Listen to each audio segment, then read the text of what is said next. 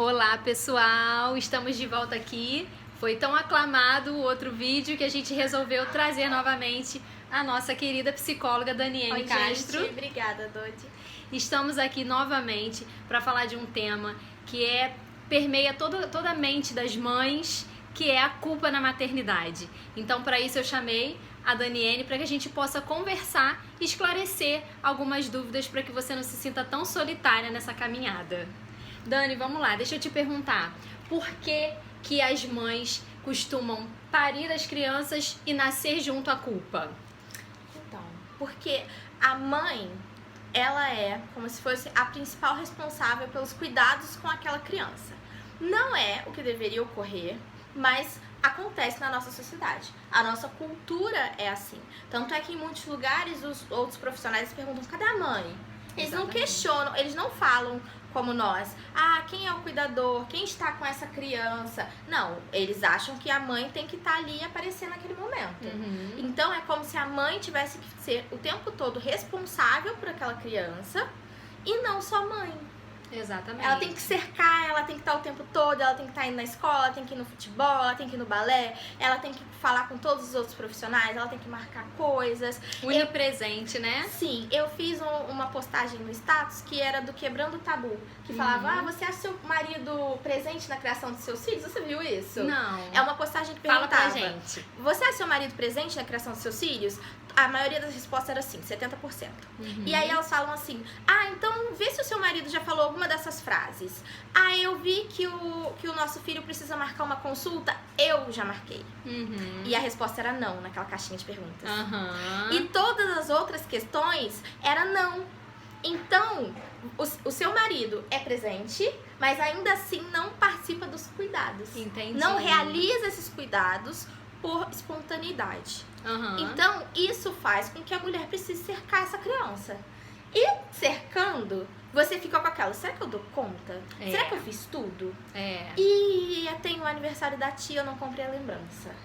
Se eu não comprei a lembrança, eu vou ser a única mãe na sala que não vai chegar com a lembrança às 7 da manhã, porque 7 da manhã tá tudo fechado. Como é que você vai comprar uma lembrança? A culpa fica, A culpa.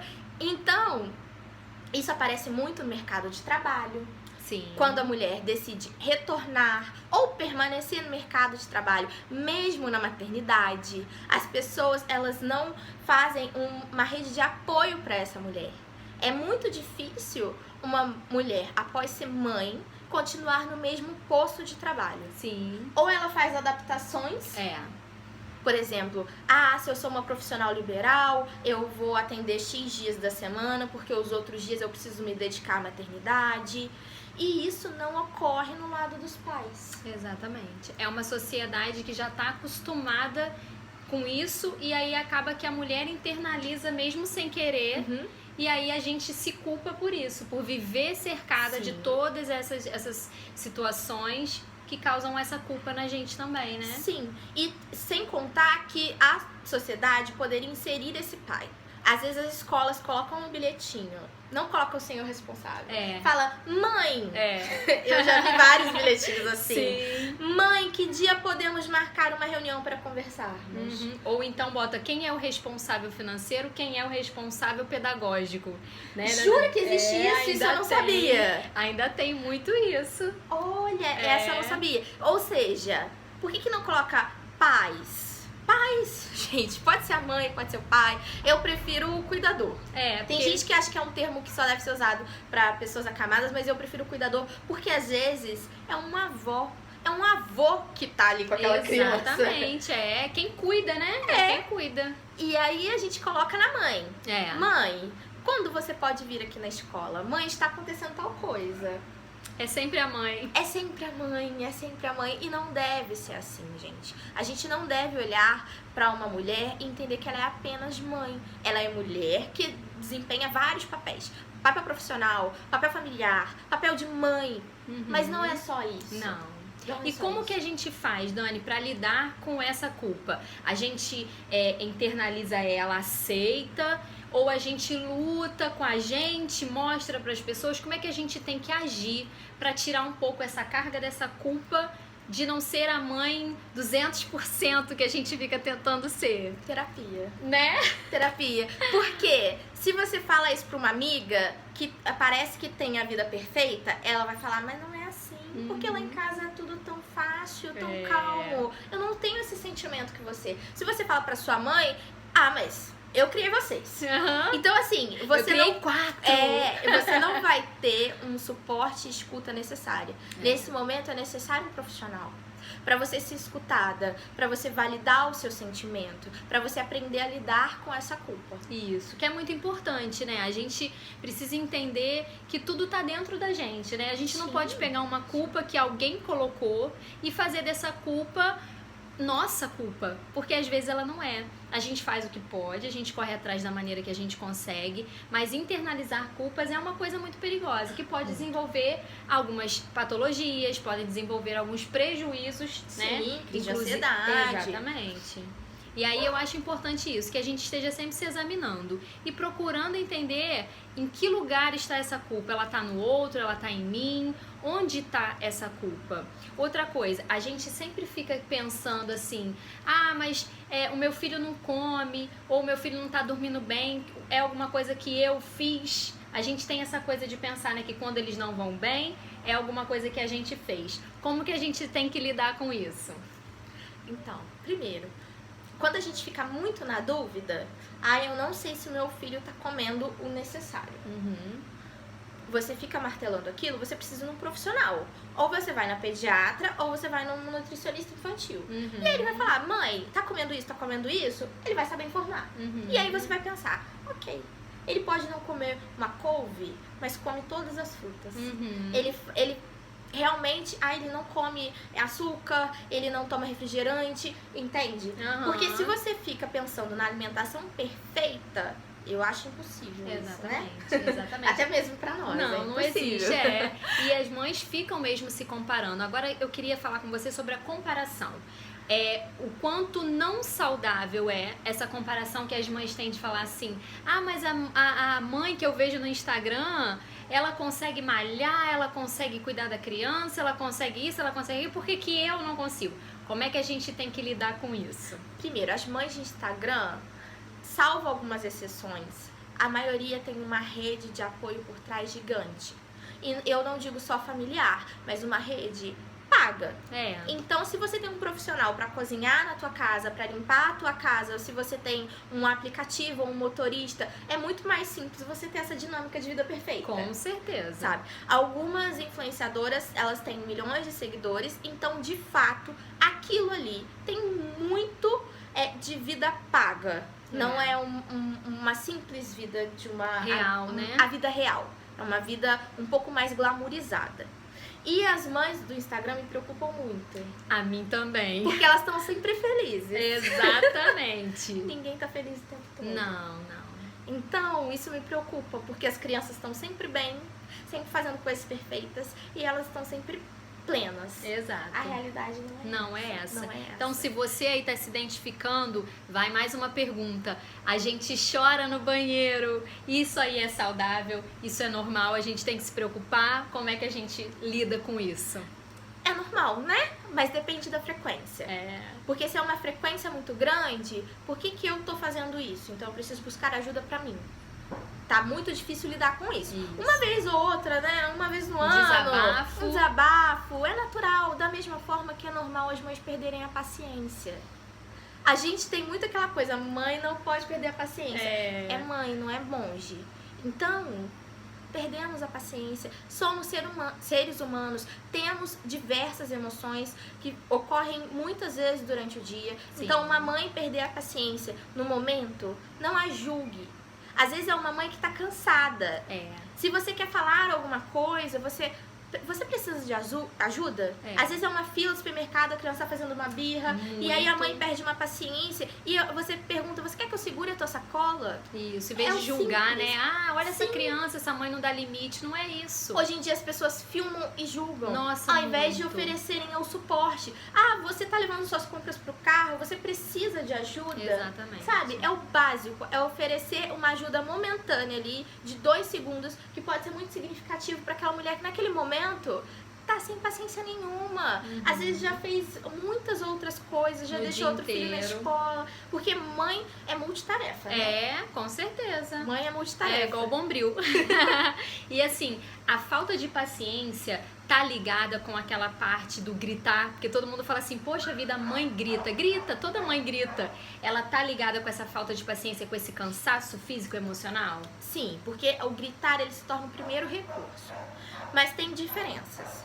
Gritar quando o seu filho tá subindo no sofá, que ele pode cair e machucar, às vezes Gritar é do susto. necessário. Uhum. Porque se você não fizer nada, até você chegar no local já caiu. É. Agora, quando a gente grita o tempo todo com a criança, é muito ruim. E a gente tem que perguntar, tá? Se eu não grito com o meu chefe o tempo todo, por que eu tô gritando com o meu filho?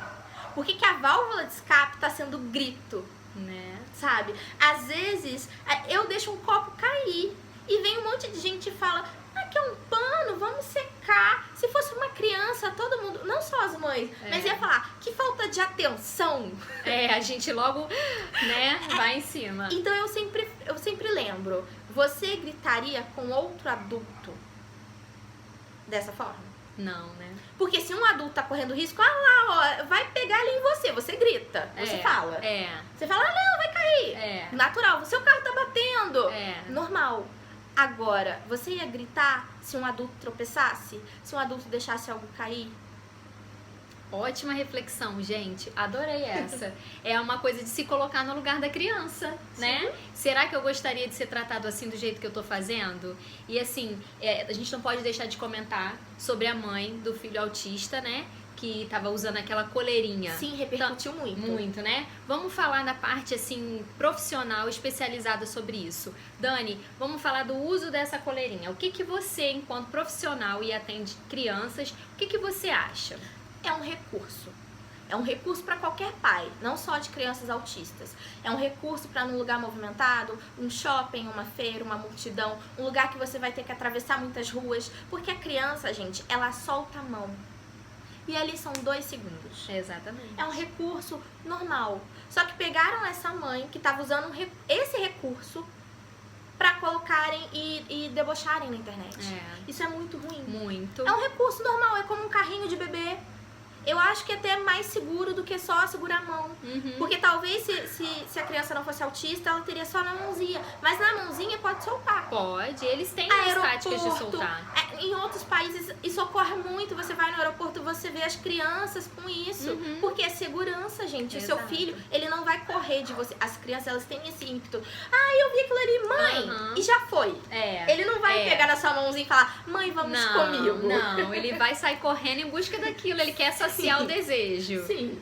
Exatamente. Então, assim, pra quem ficou criticando, pra quem ficou, né, falando dessa mãe, vamos ter empatia, né? Foi o que eu falei outro dia num post anterior. Tenham empatia antes de julgar, de filmar, né? Vou filmar porque isso é maus tratos. Gente, tenham empatia, vocês não sabem da vida da pessoa, né? Não sabe o que tá acontecendo. Às vezes uma mãe que tá contendo um filho que tá numa birra autista, acha que é uma agressão. Então, assim, você tem que ter muito cuidado. Exato. Você pode chegar e falar de uma maneira muito agradável com aquela cena, mas eu acho que filmar, expõe, né? Expõe a criança. Antes de você pensar que você tá expondo essa mãe agressora, pensa que você tá expondo essa criança, que tá até causando o perigo de tirá-la da guarda dos pais por conta de uma filmagem dessa. Então, assim, você não tá fazendo bem pra essa criança, às vezes você vai fazer um problema maior pra vida desses pais. Então, assim, tenham empatia com as mães, procurem saber, né, da vida, do que tá acontecendo naquela cena e usar a internet com saúde, porque se você não usar com saúde, você vai atropelar as pessoas, isso não é bacana. Claro, muita gente compartilhou. E principalmente na hora que você falou da empatia materna, eu acho importante ser rede de apoio para alguma mãe. Sabe? Se você vê uma mãe, ela tem um comércio dela, um comércio local, apoie. Porque às vezes é a forma como ela encontrou para retornar pro mercado de trabalho, gente. Exatamente. Sabe? Quantas mães estão tentando de alguma forma? A maioria das mulheres empreendedoras no Brasil são mães. São. Mas elas não é porque elas estudaram, não, eu quero empreender. É porque foi a última opção que elas encontraram para retornar pro mercado de trabalho. Sem dúvida. Então, assim, apoiem mulheres que vendam produtos, que façam, que prestem serviços, sabe? Porque às vezes é o que elas conseguiram. Porque Exato. o mercado normal, né? Como fala? A indústria, A né? indústria, as indústrias, lojas, elas têm muito receio de contratar mulheres com filhos. Acha que o trabalho não vai render o suficiente, Sim, né? Que elas não vão se acham que a mulher dedicar. vai ter que sair, que vai render menos, que é inúmeros preconceitos, e não é assim. Preconceito é a palavra, né? Eu acho que preconceito é a palavra que a gente precisa usar pra isso.